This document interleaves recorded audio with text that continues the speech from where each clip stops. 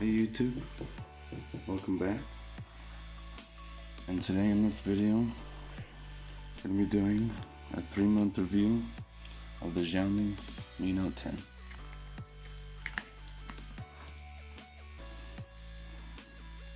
So for the last few months that I've been using this phone, it's been a really great performer, I gotta say. It handles everything I like to do very well, and it does everything I like it to do.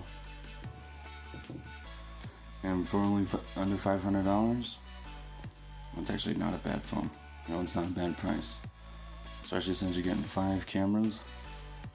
You're getting a 2 megapixel macro lens, a 20 megapixel ultra wide, a 108 megapixel main sensor, which outputs 27 megapixels natively, a 12 megapixel 2x optical zoom portrait lens, and then a 5x optical zoom telephoto lens with 10 hybrid and 50 digital.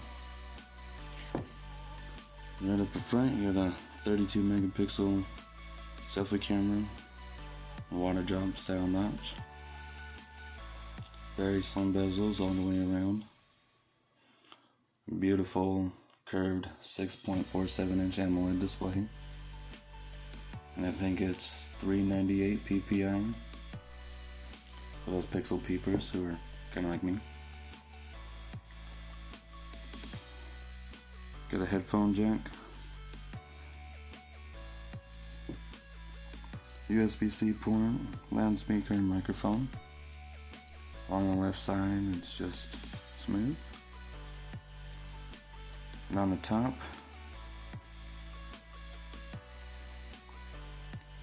you have a noise cancelling mic and an IR blaster on an antenna band.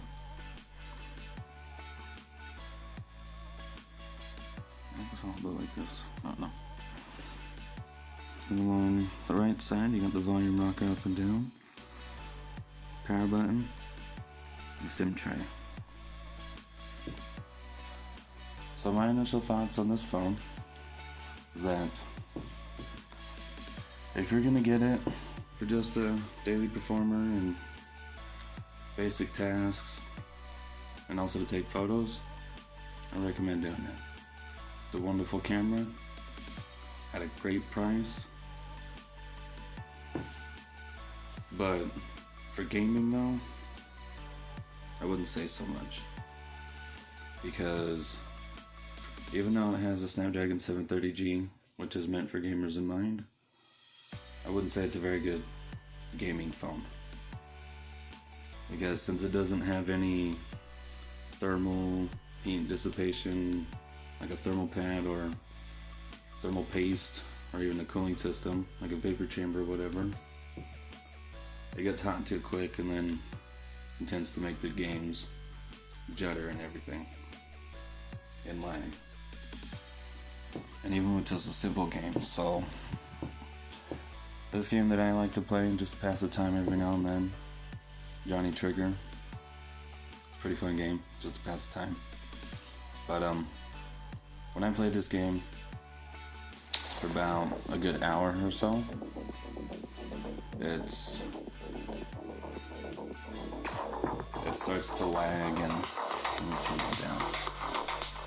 It's not even all the way up. Whenever I do, it tends to lag and then start to judder and everything, and and then I just quit playing it because it's lagging so much. And then when I play PUBG or something on it as well, somewhere around 30 minutes or so, basically after a match, it'll start to do the same thing. It'll start to freeze and jitter and lose frame rates and stuff, and just because it gets too hot. So if you're wanting this phone like strictly for gaming, don't get it. And I wouldn't say it's good enough solely for gaming, but some light gaming and photography, it's wonderful. And another thing for photography, don't have the camera app open for too long as well, because I've discovered that when I've had the camera app open for about an hour or so, about an hour or more, it would freeze on me. So like the picture in frame would still, you know, move around or whatever, but the functions of the camera would freeze. So I wouldn't be able to take a picture or swap to a different camera mode or anything like that. So then I'd have to swipe home, clear it from the memory, reopen it, and then it'd be just fine. So if you're planning for like heavy duty stuff on this phone, don't get it. With some light stuff and, you know, light usage to medium usage, it's perfect. And even though it's only got a single speaker on the bottom, it's pretty freaking loud.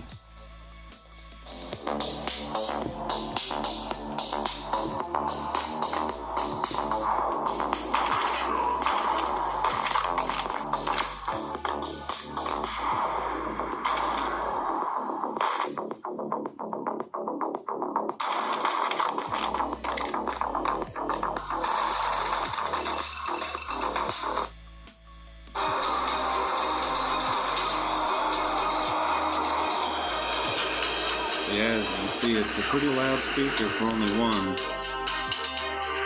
and it not being a dual speaker, so the speaker that loud for the price that it's at, and everything else that you get with it, that's pretty damn good to me, I think.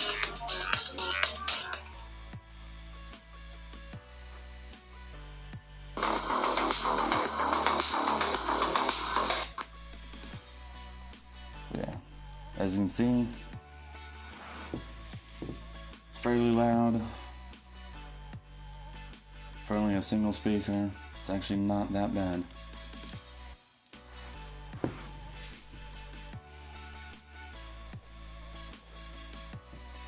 I love the battery. It's got a huge 5,260 milliamp hour battery. That's wonderful for average users and even heavy users. Average users like me, you'll get a good day and a half of use out of one charge. Light users, for sure you're getting 2 days on one charge. And heavy users, you're definitely getting a full day with at least 20% at the end of the day.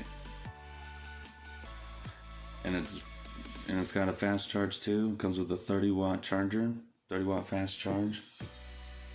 So when you're down to 20%, it will charge the phone to 50 within 20 to 30 minutes. And then a full charge just under an hour. From my experience with it,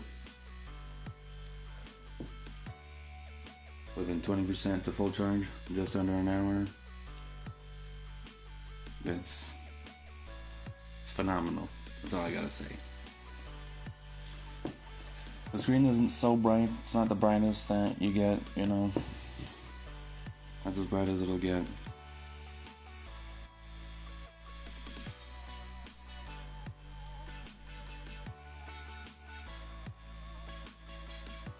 See, you know, with it being all the way up, it's very good for outside viewing.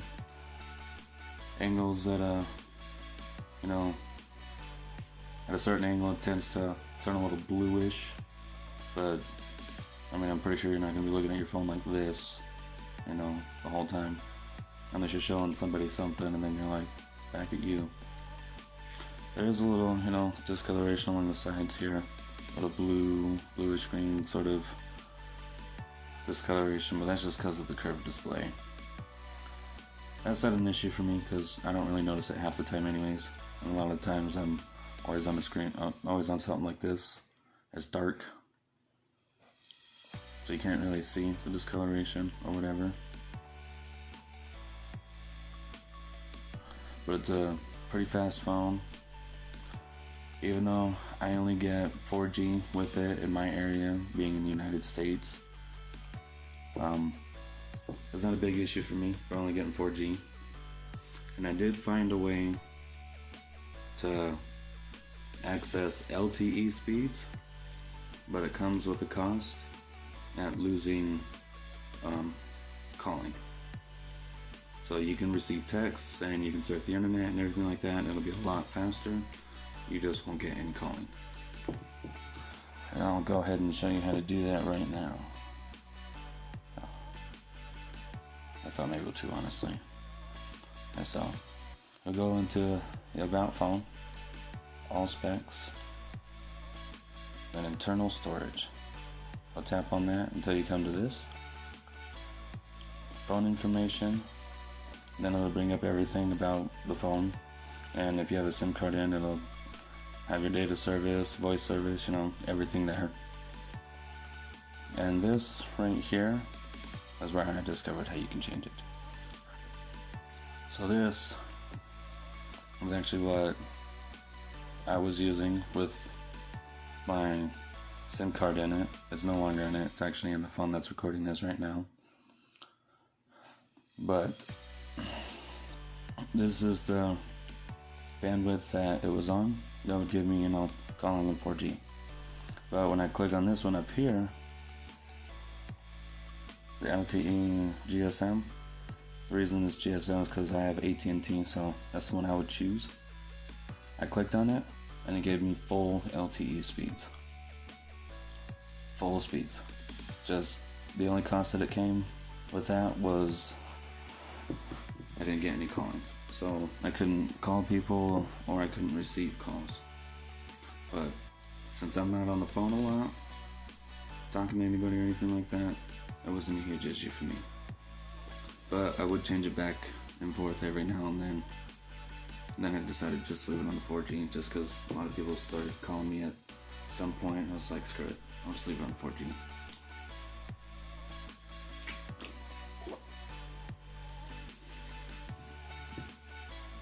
But if you're someone who isn't on the phone a lot, then go ahead and do that.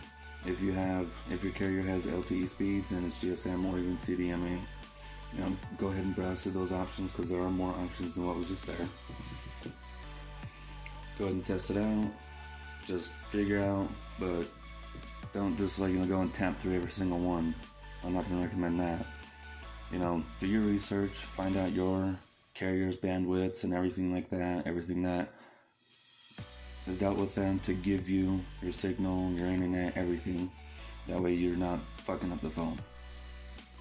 And then once you figure it out, okay, between like a few options like this, and this, or just two options, this and this, or even it's just one option, then, well, I mean, I guess you can.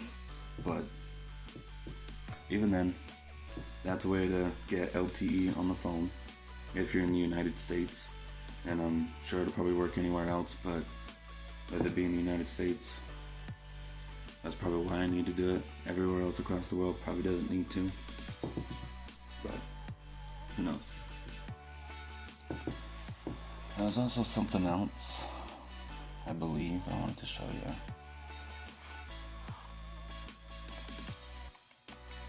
Let's see. Oh, here it is. Okay, let me go ahead and back out of that. So, what I just pulled up was a test page to test out your phone. You know, make sure everything still works.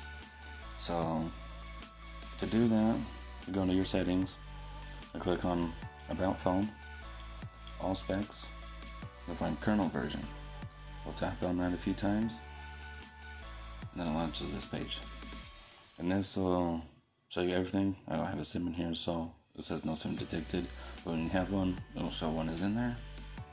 You can test it, everything. You can test your notification light, which is just the backlight. So here's the soft flash. Turn on the soft flash. You can see, turns it on, turn it off, turns off. Let's turn on the flashlight, or does the one below it? So there you go. Turn off. Turns off. There's also a few other things. Like testing your speaker. It'll test your speaker, and then you tap on whatever, you know, it says. So like one, you'd hit the one, and then so on and so forth.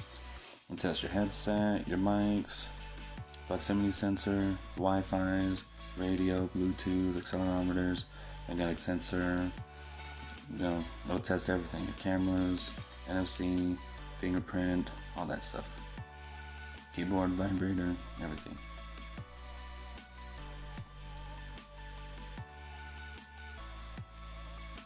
And also, I do have a video on how to access developer options on this.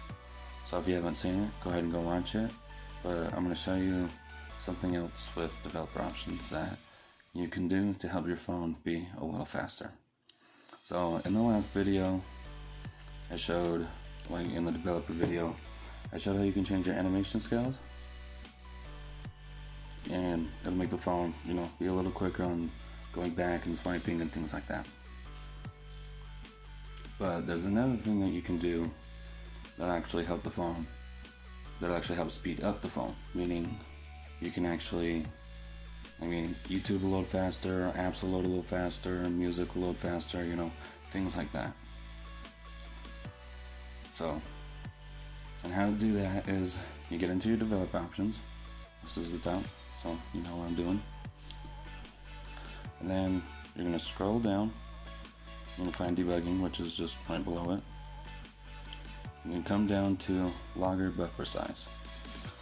And then when you tap on it, usually it'll be on 256K, which is 256 kilobytes per buffer. So like one circle, once around is 256. But if you up it to 16M,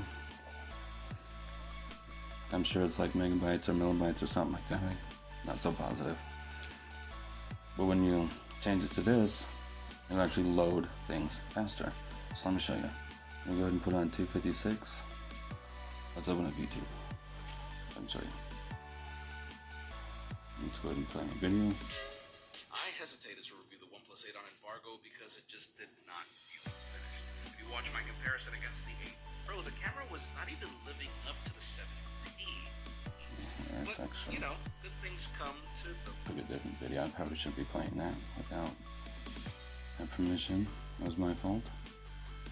Just probably playing mine.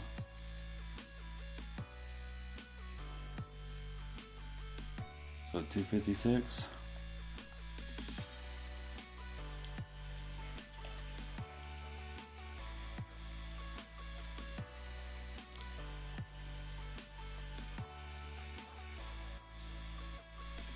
Go ahead and back out. Down the trigger. Okay. Go ahead and clear. Go ahead and go back into settings. And I'm gonna redo all of that. Logger buffer size, 16. Oh, that, yeah, okay. And that seems to be a lot faster in my eyes, I would say.